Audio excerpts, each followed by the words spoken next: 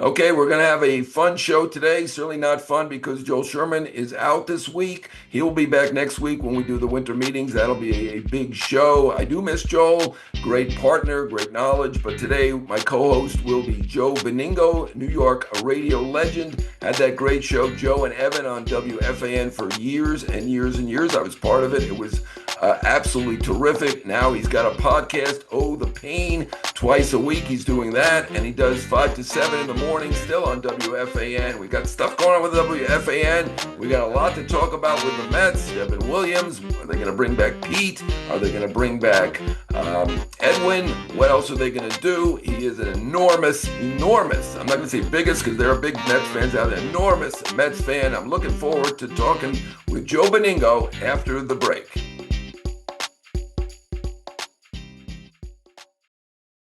All right, let's get right into it. We have Joe Benigno with us. He's wearing his Mets garb, and not only the cap, but I saw that he's got a hoodie on as well, and he's got very nice, and he got the Cleon Jones photo back there. By the way, I happened to be there that day. Ran onto the field. Really? An idiot of myself. I was 8 years old. I know you were probably about that as well. We won't give up your age, but No, I was no. Honestly, I'll tell you, I was 16. Okay. All right. 16. Very good. Well, I'm glad Yep. you're with us. Where this is you've been with us before, and you were a big hit the first time. Joe Appreciate it. Benigno, New York radio legend, but also a well-known, great Mets and Jets fan. This is the baseball podcast, so we'll a little Jets later. But let's get into the Mets. When you were on last with me, you mentioned you weren't that confident in David Stearns, and I was shocked because it was the first year. He was doing great. Things were going spectacularly. He had a great first season, and then they turned kind of south. I guess you weren't shocked that he had an off season, huh? No, I don't like Stearns at all. I'm going to tell you right now, I never liked him. He's the typical, baseball geek. Went to the Ivy League, smarter than everybody. Probably has as much athletic ability as this table here that I'm touching, and is going to reinvent baseball. Batting average means nothing. RBIs mean nothing. Wins mean nothing. It's all about OPS, SPO, exit velo, on and on. War plus plus. I'm not a big fan of David Stearns, and I'm going to tell you right now, if this guy does not sign Pete Alonso, and I will say this, I'll blame the owner more than I'll blame him, but this guy is a small market general manager that really doesn't belong in New York, as far as I'm concerned. All right. Well, just to push back a little, he is a New Yorker. I'm sitting here on the Upper East Side. He is, I believe, from either the Upper East Side or the Upper West Side. Does live in New York. Was happy to come here. And there's nothing wrong with Harvard. I didn't get in myself, but Right. Well, there's a lot of things. Well, John, let me stop you. There's a lot of things wrong with Harvard. All right. Well, but we don't want to get into that. We want to no, we're not talking politics, but I mean, right. actually going there and learning stuff, it's impressive to get, at least in my opinion. Anyway, Okay. he did have a good first year. I mean, just to push back a little, he has got a pretty good track record. I mean, Milwaukee, they did very well with 1-0. little money. But obviously that last year did not go well. Now, why is Pete Alonso and I think it does feel like he does want Alonso back. Last year it didn't really feel that way, and I understand Alonso didn't have the year that he had in 2025. He had that one home run, but didn't have the same year. I mean, is there something else they could do that would make you happy if they don't sign Pete Alonso? No, absolutely not. I am sick of. There's only two things that matter to me in this offseason as a Met fan. Okay, everything else they do. I want Alonso and Edwin Diaz signed. That's it. Whatever you do after that, obviously we need starting pitching. There's no question that's got to be addressed. You could, once you sign Pete and Edwin Diaz, you could trade anybody not named Lindor, Soto, and McClain. Everybody else can go. You could trade Alvarez, you could trade Vientos, you could trade McNeil, you could trade Beatty, you could trade Jonathan, you could trade Sproat, you could trade any of these guys. Once you get Pete signed and once you get Edwin Diaz signed, that's my thought process. Oh, well, that's a very positive outlook, I think, because what they did have Pete and Edwin last year and didn't do so well. What do you think happened? But you know what? But they did. I mean, those guys. Look, Edwin Diaz was the premier closer in baseball last year, and he has been for a while now. I mean, let's be honest about it. He's the only relief pitcher that the Mets trotted out there last year, John, that I ever had any confidence in. I mean, everybody else I had none. And Pete had a monster year. I mean, let's be honest. The guy had 38 homers, 41 doubles. He had 126 RBIs, and RBIs don't mean anything, right? Of course not. His OPS was over 800. Well, wait a minute. His OPS was over 800. He hit 272 in an era when nobody hits 300 anymore. I mean, 272 is a big number in as far as batting average in baseball now. He had 41 doubles. He was the one guy on the team that was that hit in the clutch, and he's an all-time Met. He is. See, this means a lot to me, John. You got to understand. I was a Met fan since the beginning of the Mets. I was 9 years old in 1962. I made a terrible decision and decided I am going to root for this new team that just came into being here in New York. I live in, I'm from North Jersey. I'm still here. This is going to be my team. And I have seen everything with this franchise. And I have seen this franchise get rid of, basically, with the exception of David Wright, every iconic player we've ever had. They traded Tom Seaver for basically four stiffs. What a disaster that was. Okay, wait a minute. They traded Rusty Staub for an over-the-hill Mickey Lolich. And I'm not even going to get on the Nolan Ryan trade because, we didn't know. Nolan Ryan never really, he had some moments as a Met. He had, he did a great job in the World Series in 69 out of the bullpen and all of that. But, he wasn't Nolan Ryan when they traded him for an over-the-hill, really shortstop, but they made him into a third baseman in Jim Fregosi. So I'm not going to kill him for that trade. I'm not going to kill him for Amos Otis for Joe Foy. But everything after that, starting with the Seaver trade, you traded David Cone. Look, Jeff Kent's a Hall of Fame second baseman, but it was never going to work out in New York. You traded Cone. You traded, like I said, Staub for an over-the-hill Mickey Lolich. You let Darryl Strawberry walk. Okay, you let him walk away. You had that asshole Frank. Excuse me, can I say asshole? That asshole Frank Cashin, who destroyed the championship team, saying Darryl Strawberry wasn't at the time a $5 million a year ball player. Let him walk away to the Dodgers. What a disaster! We've watched them let Daniel Murphy walk away after he basically single-handedly took us to the World Series. And then, of course, he goes to Washington and he's the best player in baseball, of course, and killed the Mets. I could go on and on. They should have signed Zach Wheeler. The one guy that doesn't really bother me is DeGrom. And I say that because I knew that DeGrom was not coming back. He didn't want to be here. So if you don't want to be here, then get the hell out of here. That's how I feel, John. Okay, so that's my feeling. I want Pete. He's an all-time Met. He's a homegrown Met.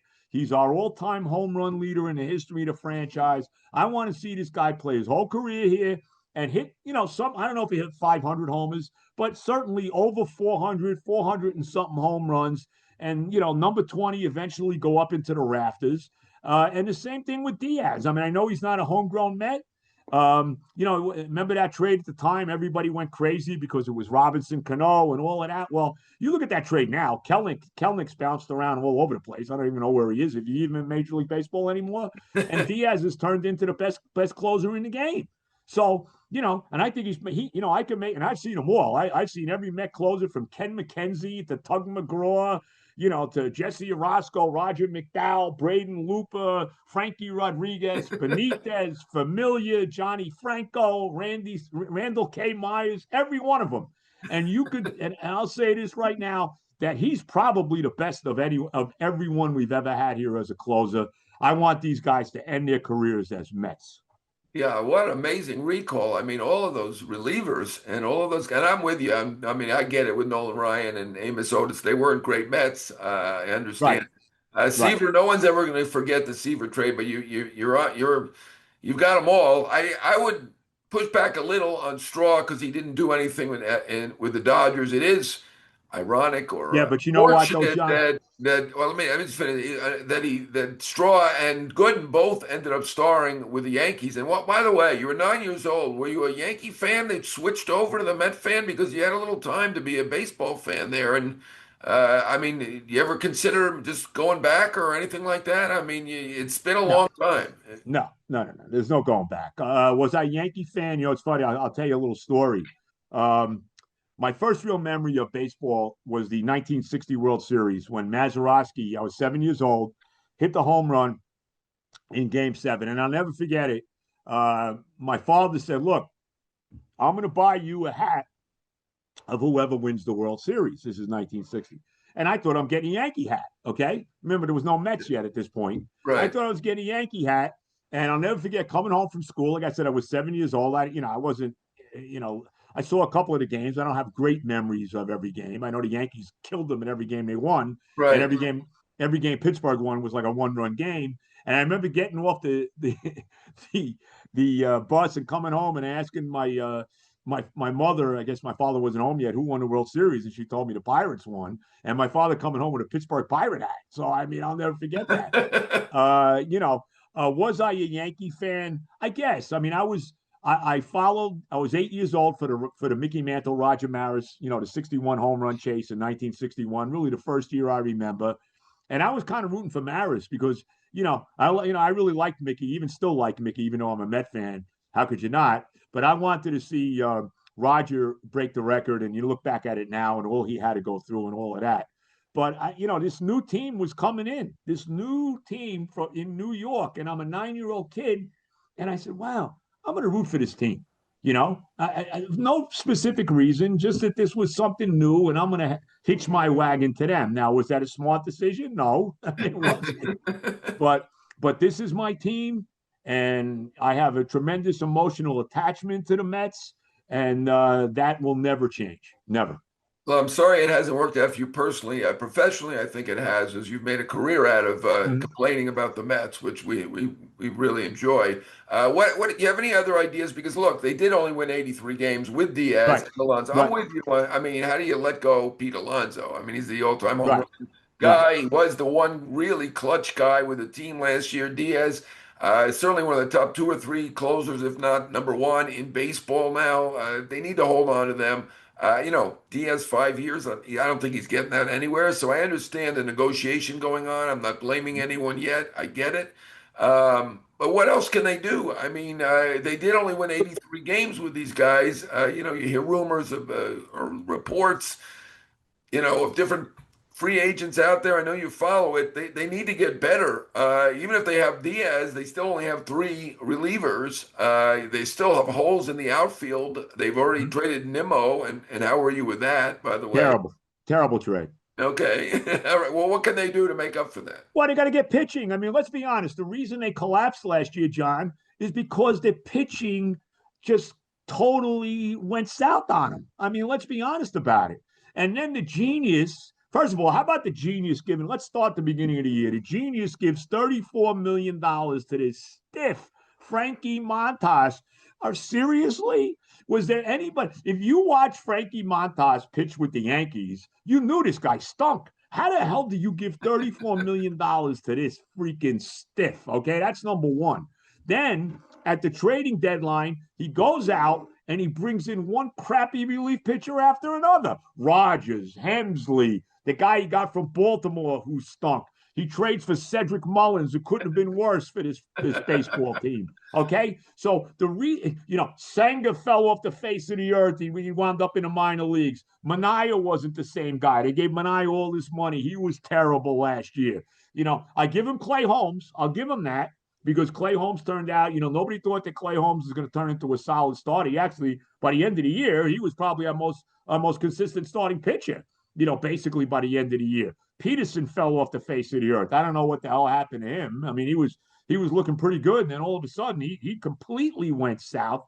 The reason this team didn't make the playoffs, and I know there were games they didn't hit. You look at the last game of the year in Miami, they didn't hit and all of that. Whatever, you could say whatever you want. They got shut out.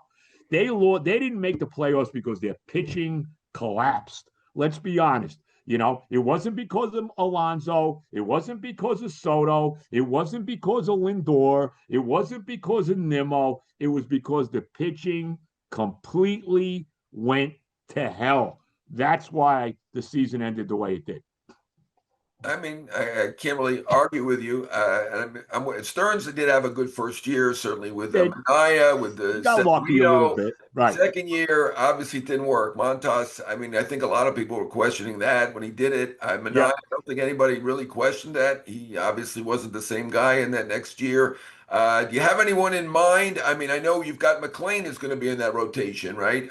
Oh yeah, McLean is Manaya will untouchable. be back. Untouchable. Peterson will be there. You've got a few guys. Um, how do you envision this rotation shaping up? I don't know. They got it. Assuming Well, that look, they got. bullpen's okay. I mean, if they get Diaz back, I think they'll be okay with the bullpen. Well, I mean, if Devin, I don't like Devin Williams at all. I mean, when he gave up that home run to Pete, I thought the Yankees were crazy to bring him in. Once you give up a big home run like that, yeah, I think you might be scarred for a long time.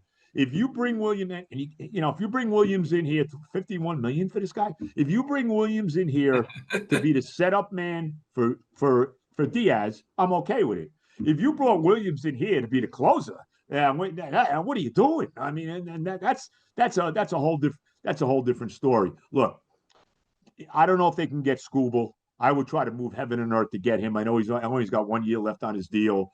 I told you I would trade basically anybody in the system as well.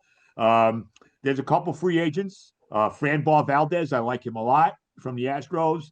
Suarez from Philadelphia, I like him a lot. Let's go get some of these guys. See if you can get Paul Skeens from Pittsburgh. I don't know if you can do it. How great would that be? You get Skeens and his girlfriend coming to New York. I mean, what's wrong with that? Look, with all the money that Uncle Stevie has, okay, stop worrying about your casino next to Citi Field and let's get it done with our baseball team. Let's spend the money that needs to be spent. Go, like I said, go get a couple of these guys. Get me Valdez, get me Suarez, trade for Scooble. Let's go. Let's go.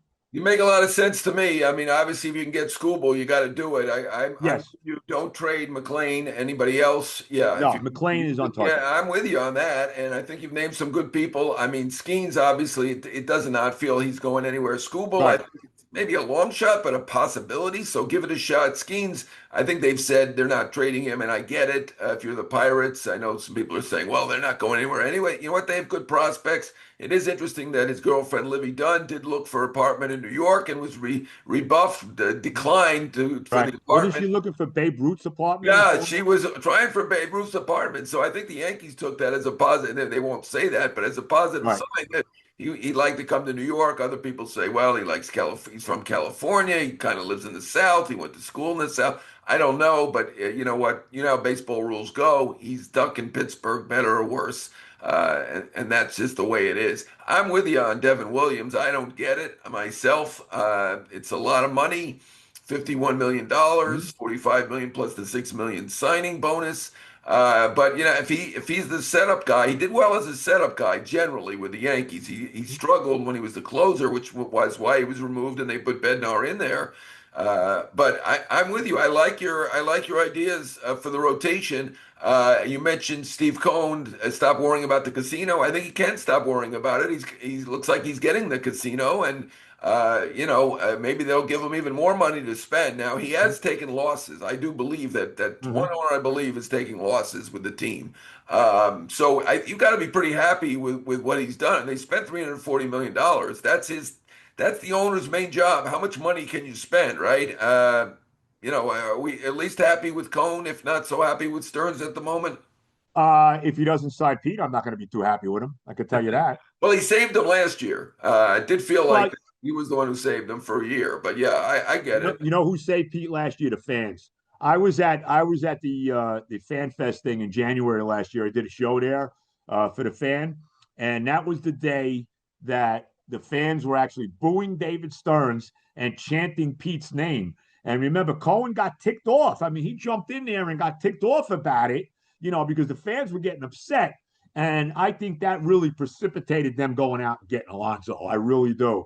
And I'm going to tell you right now, this fan base is not going to be happy if Pete Alonso is not a Met for the rest of his life. I'm going to tell you right now, John.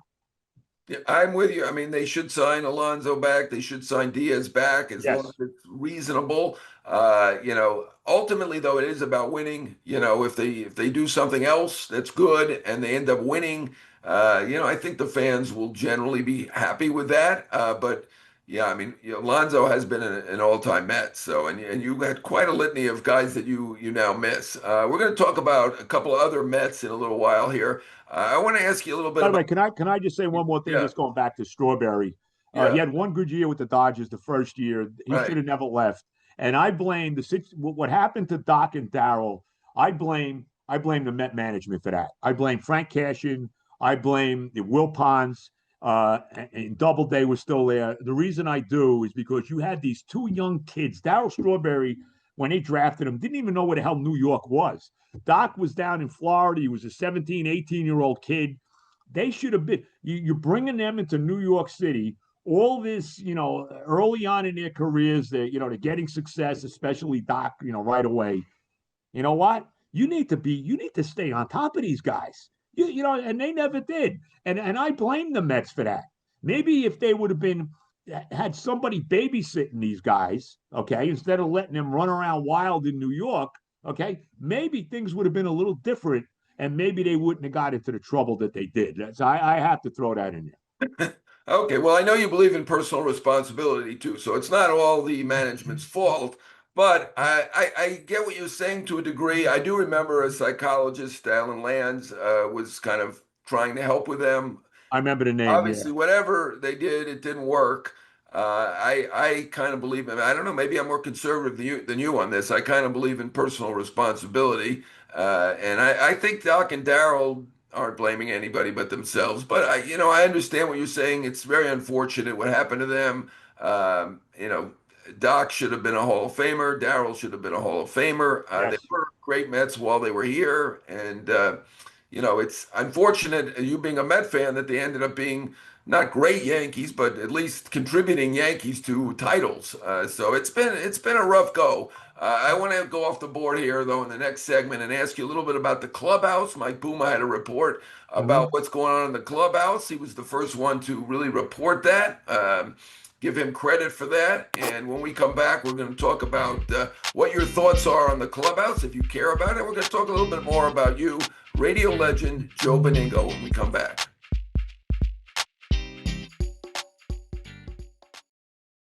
All right, that was great stuff on all of the big players in the New York Mets and what they need to do. And it's hard to really disagree with you. I will push back a little bit. I have more faith in David Stearns than you do, but obviously Diaz and Alonso are must signs, and they got to do better. They got to get more people in there. But one thing I'm wondering about is that clubhouse, and give Mike Puma of the Post credit for reporting that there was an issue with Lindor and Soto. And I got to tell you, he has reported it. He's the one who deserves the credit. I observed them, and they really did not speak throughout the season.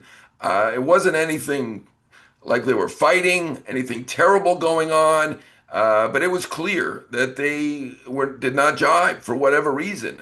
What's your thoughts on that? Does that affect the team? Is that important? Are you completely unconcerned about it? You just find it interesting? What do you think? Well, I look at it this way.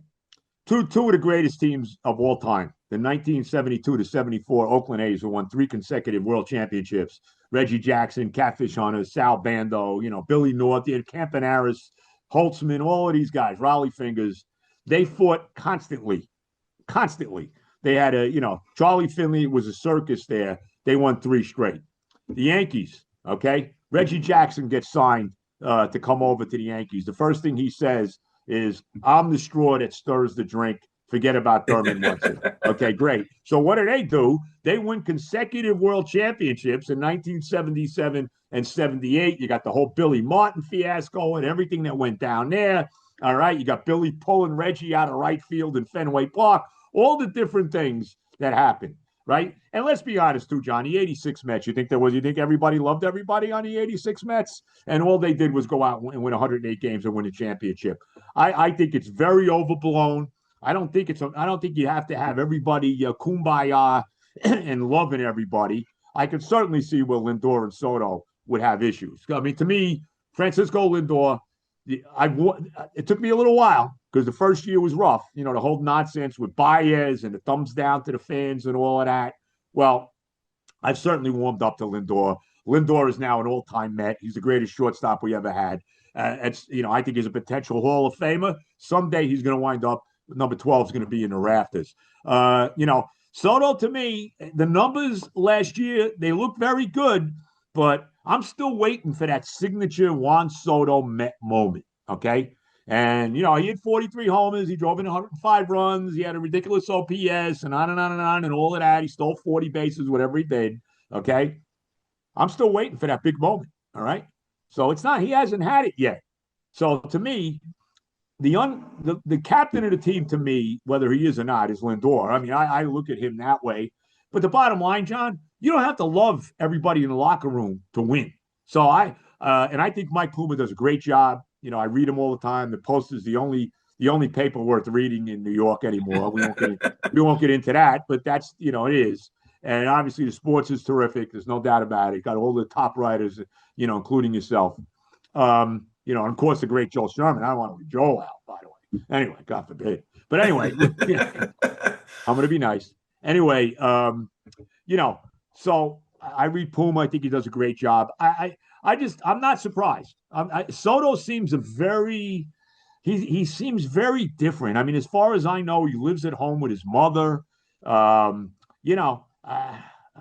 He just seems like that very quiet guy. I don't know how much he got along with everybody with the Yankees. I don't know how that was. You heard stories with that too. But the bottom line, John, there's been many examples of teams that didn't love each other that won championships. So I don't think that really means that much. Yeah, you may be right. I'll give my 2 cents on that. I mean, I think they're both terrific guys. They really are. Lindor is much more outgoing. Right. Obviously they're ready for every interview. Soto, more businesslike, very quiet. They're both terrific, though, in terms of us dealing with them. I think they're terrific young men. I call Lindor young as well, from my perspective. Well, of course. Right. And my perspective is also that they need to really figure this out. I get it when you're talking about these other teams. Those other teams, many of them had Reggie Jackson on those teams. Right. They were like out there. We knew that they were battling or whatever. Mm-hmm. This is more of a quiet, simmering thing. It's a little bit different. I don't know if it's better or worse or whatever, but I've talked to people in the front office about it. I mean, everybody knows that they, for whatever reason, didn't jibe. And I would say Alonso jibed with Soto, and I think Alonso's fine with Lindor. I think their stars get along. Diaz certainly very friendly with Lindor, at least. And there's not it didn't feel like they certainly were not battling. They're not the fighting type of guy, but one guy's going to be there for another, is it 5 or 6 years? Another guy's there for another 14 years. Mm-hmm. I think they need to figure it out. That's just my opinion. That's my 2 cents. Let me ask you about a team that you've been a part of forever, and you're still on WFAN 5 to 7 in the morning on Saturday, and you are terrific, as anybody who's been listening knows. A fantastic radio guy. And you were certainly there in the middle of it with the heyday with Mike and the Mad Dog, you and Evan. Mike and the Mad Dog is the preeminent sports talk show of all time. We've had Mad Dog on this show multiple times, and he's fantastic. We had him on 2 weeks ago. He was great, and I think, to me, he's one of the greatest ever, if not the greatest ever, in terms of sports talk radio. You and Joe had a fantastic show. I was on for many years with you guys after Mike and the Mad Dog, and I loved it. What is going on with FAN? It feels like they're breaking apart. We saw the Andrew Marchand, ex-Post writer, write about things breaking up. What's your perspective on this? What can you tell us about what's going on there? They're bringing Carton back, apparently, according to Marchand, and moving, they're breaking apart the show with Tierney and Licata, and I think Licata is probably getting another role, but maybe not Tierney. I don't know. I mean, I got to be honest, I used to listen a lot. I don't listen as much now. I'm not in the car. I live in New York, so I don't have a car, so less radio for me. But what's your perspective on the whole thing? Well, look, I mean, it's never going to be what it once was. I mean, we could say whatever we want. I mean, that was the heyday. Imus in the morning, Mike and the Mad Dog, in the afternoon. Steve Summers doing the overnights, then me doing the overnights after that. Really, that's the heyday of WFAN. I mean, there's no question about it. I don't know if you're ever going to see that again. I've known for a long time that Carton is coming back. I know Chris Oliveira, who runs the show there, loves him. I mean, you knew that was going to happen at some point. I'm saddened because there's a number of guys behind the scenes who I know for a long time who are losing their jobs. Which is kind of sad. Guys who have been there forever. Who you wouldn't know their names, but they're they've been let go as well. It is what it is. I mean, I don't know what to say. I'm only a part-time guy now. My full-time days are long over. I couldn't do full-time radio anymore. I couldn't commute to the city every day anymore. I just don't have it in me. But I'm not shocked. I mean, they're going in a different direction. I don't think it's hardcore. Obviously, it's not hardcore sports anymore. It's more of a guy talk, if you want to say, type deal. So it is what it is. I'm not surprised by it. They left the morning show alone. The morning show is doing very well. Boomer and G and Jerry and Al and all those guys in the morning. So Eddie Scazzeri, who's been there forever, he's going to be leaving soon. He's an icon. He's going to be retiring soon. But yeah, I mean, I'm not surprised, John. And I for a long time I knew this was coming. So I'm not surprised by it at all. Yeah, I mean, they've certainly gone the way of guy talk. They certainly into sports too, but it's a lot of guy Right. talk. I do Chicago radio, and it's really sports. It's Right. sports talk in Chicago. New Right. York, they have a different strategy. Maybe it'll work. I don't know, but you certainly know more about it than I do. But I do miss the heyday with Mike and the Mad Dog Sure. and you and Evan. Fantastic. You guys Thank were a you. fantastic team. Before we get into the hit or error, I want to get you on. I know it's not been the best year for the Jets. I know you're at least equally a Jets fan. Give me a couple seconds on what's going with the Jets. I heard they won a game recently, so we should. I got to give you credit. I'm a fair weather fan. I can remember in the second grade after they won the Super Bowl doing the show and tell about a catch that George Sauer made in the Super Bowl. But I abandoned them by the end of Richard Todd. I was done with the Jets. So I give you credit. You're a very loyal guy. What's going on with the Jets these days? I got to tell you this, and you're going to might be surprised. I feel better about this franchise than I've had in a long time. I think they finally, are going in the right direction. They made these the general manager Darren Muji. I got confidence in this guy. He goes out and he makes these trades. He trades Sauce Gardner, who to me was one of the most overrated players in the NFL. He gets 2 number 1 draft choices for him. He gets this kid A.D. Mitchell as a wide receiver, as basically a throw-in the deal. And this kid looks like he's going to be the number 2 to Garrett Wilson for a long time. Had a monster game on Sunday in the victory over the Atlanta Falcons, caught 8 passes for 102 yards and a touchdown. They made the other trade. They traded Quinnen Williams, who was a fine player, but never the player we thought he was going to be coming out of Alabama. He's doing a good job now with the Cowboys. I wish him well. They got a number 1 and a number 2 for him. We're set up now to get our quarterback. We got all this draft capital. We got 2 number 1 picks this year and 2 number 2s. We got 3 number 1s the following year and a number 2. We got all this draft capital to be able to go out and get the quarterback that we have forever been trying to get. Maybe it's the kid out of Indiana, Francisco Mendoza. He looks like the guy right now. We'll see. There's a number of other guys. I don't want to get into it all. I know you're not, the biggest football guy and college football guy. But I feel right now, and I think the coach, Aaron Glenn, I think he got off to a very rough start. Obviously, they were 0-7 to start the year. But they are playing for him. I mean, this team, they play hard for him, and they continue to play hard. And I want to see them win games, John. I don't care about the draft position. We've seen plenty of guys that are number 1 pick in the draft that haven't worked out. I mean, you don't have to have the number 1 pick to come up with your quarterback. Tom Brady was a 6th round pick. Dak Prescott was a 4th round pick. Joe Montana was a 3rd round pick. the Patrick Mahomes, the Chiefs traded up into the middle of the first round to get him. The Giants got Jackson Dart trading back into the first round, late in the first round to get him. You can get your quarterback. You got to know what you're doing. Lamar Jackson was a late first round pick. Aaron Rodgers was a late first round pick for the Packers. You got to know what you're doing. And I think we have a general manager, and we'll see. They've got all this draft capital. You got to make it work now. But I think we finally have a general manager that knows what he's doing. His first draft, he has 4 guys that are actually starting right now for this team. Membo at right tackle, the tight end Mason Taylor, the 2 kids in the secondary, Thomas and Moore. I think we're clearly on the right track right now for the first time, and I can say that in a lot of years, John, that I actually have some optimism about where the New York Jets are right now. I'm glad I asked. A lot of positivity. We needed that, offsetting what's going on with the Mets, right? Or at least your feelings about the Mets at the moment. That was great. Yeah, I haven't, as you mentioned, I'm not a football expert. I still don't, I mean, obviously there were certain guys that everybody knew, Peyton, Manning, and John Elway. They were number one. Everybody knew it. But I find that weird that the scouting still doesn't quite understand who's going to be a great. And Tom Brady was the 199th pick. So I don't know, but you're right about. John, you know what? All these years of watching football, I've been watching the NFL since same time as I'm watching baseball in 1960.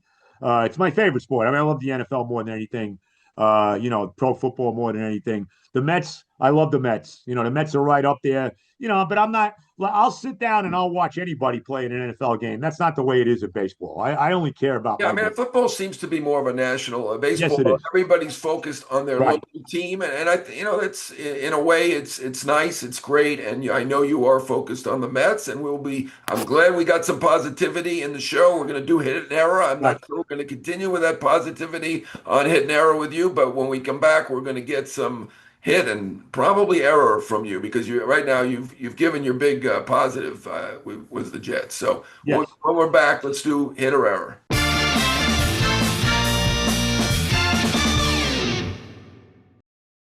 All right, let's get right into hit or error. I'll give my hit or error quickly, and then we'll discuss yours. I'm sure you'll have a good one. Mine is for the Mets for signing Devin Williams. I personally don't get that one. He wasn't particularly good with the Yankees. He certainly wasn't good as a closer. I don't see him as cover.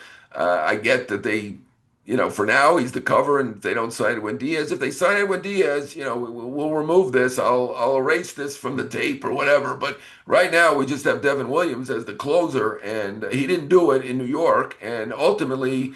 The big spot, everybody makes a mistake. Obviously, he made a mistake to Alonso, so I can't kill him for that. He was great in Milwaukee, but you mentioned small town GM for Stearns. I'm wondering, is Devin Williams a small town relief pitcher? I think Stearns ultimately will be good. So I'm going to push back a little on that, but I don't see it with Devin Williams. 51 million, don't get it. Anyway, that's my error for now. We'll erase it if they sign Diaz and he's just a setup man. What about you? What do you say? Hit or error, Joe? Go. Well, before I say that, I agree with what you said about Williams. I mean, I think the reason he signed Williams because he had him in Milwaukee.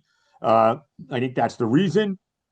And again, it's okay if they sign Diaz. If they don't sign Diaz, then to me, it's just another disaster. I mean, that's basically what it is. As far as the hit and miss, you know what I'm bothered by? I'm bothered by the Dodgers, okay? I'm bothered by how Rob Manfred and the entire Major League Baseball caters to them. It seems to me they can do whatever the hell they want, okay? They can bring Ohtani in, they bring Freddie Freeman in, they get Mookie Betts, they get this other guy, the pitcher from Japan who actually pitches complete games. God forbid they get Edwin Diaz. The Yankees for all these, and I'm no Yankee fan, but for all the years when everybody criticized Steinbrenner, who, by the way, should be in the Hall of Fame, what a joke that George Steinbrenner's not in the Hall of Fame, and we can get into that. But anyway, all the years the Yankees, they're spending money, and the Yankees, all they do is try to buy a championship and all of this, and nobody's killing the Dodgers for that. Why aren't the Dodgers getting killed for that? And here's the other thing that bothers me too, okay? This Ohtani guy and his interpreter, all right? Let's be honest about it. This interpreter is sitting in jail right now, You're going to tell me that Otani, this interpreter, was able to gamble millions of dollars, and Otani had no idea about that? Come on, give me a break. They got rid of those guys in Cleveland. Okay, they're under investigation, whatever the deal is for those two guys. Yeah, indicted. Indicted. They were What? indicted. Indicted, right? Yeah. But who cares about them? Then who gives a damn about Classe and I forget the other guy's name? They're Ortiz. expendable. They're Yeah. expendable. Otani's not expendable. He's the face of the league. We'll do whatever. We'll cater to him 80 times over. And it absolutely aggravates the hell out of me. And I'm going to say this too, okay? And this is not just Major League Baseball, it's all the sports. They're all in bed with these gambling companies now. All this crap about gambling, and they hosed Pete Rose for all those years. How is Pete? He's dead now. Can we put him in the Hall of Fame now, I'm John? with you. I'm with He's you. freaking dead. Just put him in. How much longer do we have to wait? It's an absolute disgrace. But all this crap with the gambling, but damn, every game I watch, whether it's football, baseball, basketball, hockey, doesn't matter. Well, here's the bet for this. This is the over under here. This is the, plus minus, if you will, for this guy. Today's bet is Juan Soto will get 2 hits in the game, and it's plus 200. I mean, come on. Of course, you're going to have issues with gambling when you're in bed with the freaking gambling companies. And again, it's not just baseball, it's all the sports. And to me, that's a big problem, John. And we have only, we saw what happened with the guys in the NBA, Chauncey Billups, I forget the other guys now, Terry Rozier, with issues with the gambling. There's going to be more and more of this going on. Because it's, when are we gonna start seeing, major league umpires or NFL officials that start, have issues with gambling? It's a problem to me, and it isn't going away because it's a multi-billion-dollar business, and these professional sports leagues are making a lot of money for advertising the FanDuels and the DraftKings and Fanatics, even things like Fanatics and ESPN have their own gambling now. So that's my gripe, John. And I think it's only the tip of the iceberg before you're really going to see some major issues with it. I really believe that. Well, you said it. They're making a lot of money. The leagues aren't going to change. Yep. There is a lot of money. And we were just in the GM meetings in Las Vegas. The casinos were full. The casino was full. People love gambling, and there's a lot of money to be made. I would say let's outlaw bets like, is the next pitch going to be more than Right. 97 That's right. miles an hour? Yep. There's some ridiculous bets that make no prop sense, bets. and they're just complete guesses unless you have inside information. And let's get rid of those. I mean, there are certain prop bets that could work, but not, is the next pitch going to be a strike or a ball, or is it going to be 97 miles an hour, which Right. was involved with this situation with the Guardians, as you mentioned. So I would get rid of that. On Otani, I mean, I don't know. Nobody's proven it. The league certainly is fortunate that there's nothing been proven. I don't know.